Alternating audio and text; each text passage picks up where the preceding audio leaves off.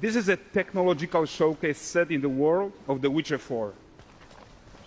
What you just saw and are going to see now is running on a standard PlayStation 5 at 60 FPS with ray tracing.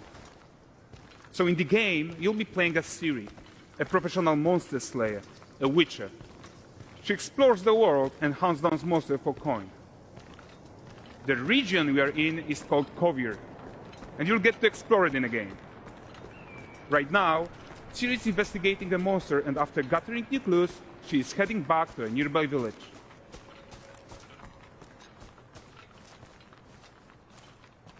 All right, everyone, meet Kelpie. Let weeds be weeds, Kelpie. So just like Geralt had Roach, Ciri has her own loyal companion. We return to town. These two characters need to feel like one. Since you're gonna explore the world on horseback, riding needs to feel seamless, natural, and just fun. Yeah, and to support that, we're introducing multi-character motion matching in Unreal. So Ciri and Kelpie, they're perfectly synchronized when mounting from any angle and speed. And we also support root motion movement on Kelpie, so controlling her feels realistic and grounded. And there are also some really nice improvements to our Unreal Chaos Flesh Solver and these machine-learned deformations. So you've got realistic muscles moving and stretching under Kelpie's skin without compromising the performance there.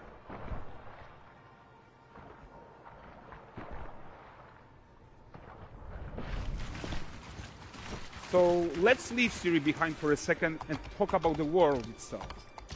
So much of the Witcher world is natural, organic, especially Kovir with its dense forest and wild nature. Yeah, and wild nature is hard. And with nanite geometry, we've freed artists from so many of their old constraints. But we don't want to rest until everything we do in Unreal has that same spirit of freedom. There's always more work to do. And foliage is a huge piece of that puzzle. So we are excited to introduce nanite foliage. And in order to achieve gorgeous foliage density everywhere, while still being memory efficient, fast to render, we believe that a new idea was needed.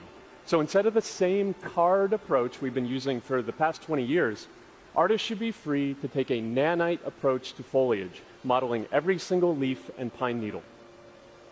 And the old LOD tricks of the past, they needed a complete rethink. And in their place, it's a new adaptive voxel representation in nanite. It's volumetric, it's fully 3D, it is super fast to render. And these dense clusters of triangles turn into these cubes, which at a distance, they're no larger than a pixel, and they react to the changing light of our dynamic sun and our shadows, and they allow artists to render whatever amount of foliage is needed to achieve their vision without compromise. And no compromise means how ambitious we are when it comes to bringing our vision to life with incredible visuals. But more than that, together with Epic, we created faster way to load the world. We can now bring in more content more quickly for the smoothest possible experience as we fly down to catch up with Ciri.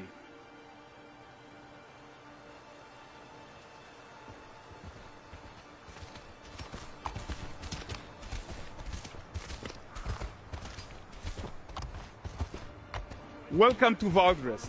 So Valdrest is a port town, a hub for fishing, trade and mining.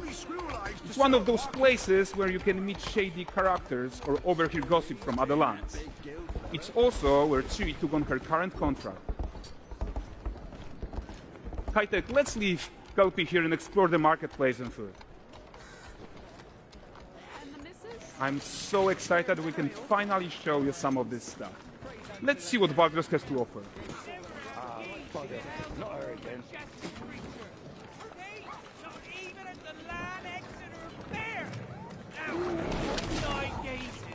Present him with a fish, for the furry rascal will often wait, and a bear's weight grants good fortune.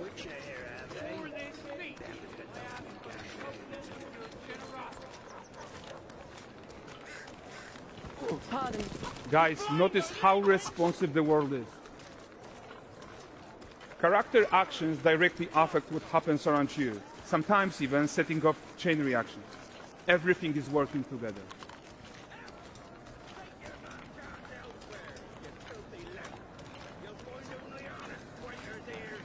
Oh, look at this poor gentleman being taught how to fly by an angry innkeeper.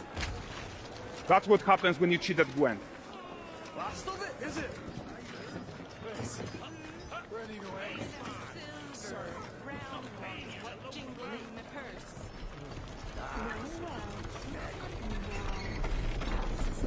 Okay, so this is the guy who gave the series quest his own. Like you probably suspect, he has his own agenda in all of this. You off your tits again, Wilfred. Get your ass up.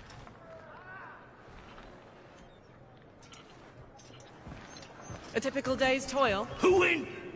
Ah, Witcheress. What news of my wagons? No eternity is taking that damn salt to arrive. I found them. And, well, suffice to say, they'll not reach you. As for the salt, I found not one speck. I presume this comes as no surprise to you. Now. Kavir's smuggling trade is of no concern to me. Shush, shush, shush. The manticore that flattened your cart and devoured your men? Quite the opposite. Manticore? No, them winged hellspawn dwell in the arse end of Creighton. While Ciri decides what to do about that merchant, let's take a look at the character technology that powers this marketplace. Why don't we listen in on these fishmongers? They're selling their wares, chatting up customers. Born and catch this is, won't find none fresher. Reckon you ladies after one of them. Get this cleaned and gutted for you. You mind, dearest? Into seeing something more. Got mackerel cod, all Brexit's finest. And there is tons of tech at play here, even in this simple market stall. Metahuman tools, improved Unreal smart objects, chaos cloth, and more. Yeah, and all of this exists to make sure that the gap in quality between Ciri and NPCs is as small as possible. Yeah, and closing that gap, it's not just about fidelity, right, but also authenticity. They should react to changes in the world around them. But the prisoner in Pillory isn't exciting enough for Valdrest. Let's grab everyone's attention with a circus.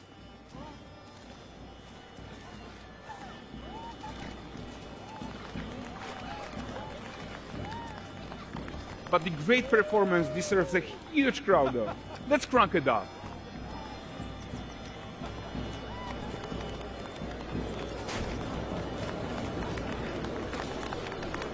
So you are seeing tons of optimizations here to many of Unreal systems, including an entirely new Unreal animation framework, allowing us to fit easily in our 60 FPS budget, not just in rendering, but also with room to spare on the game thread.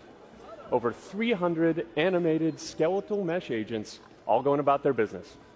And the whole point is to leave breathing room for developers like you to introduce the gameplay and the systems that your players expect, empowering you to make your worlds come to life without Unreal standing in your way. You are right, and that's the open world RPG that we're making. But before we wrap up, how about one final check-in with Ciri?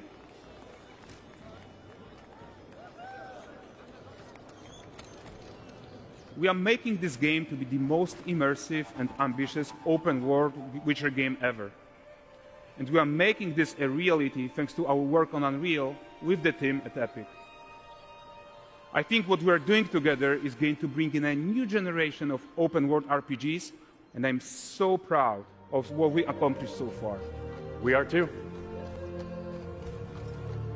So we're almost done, but before we go, here's a small gift for all Witcher fans. A first look at Lanexeter.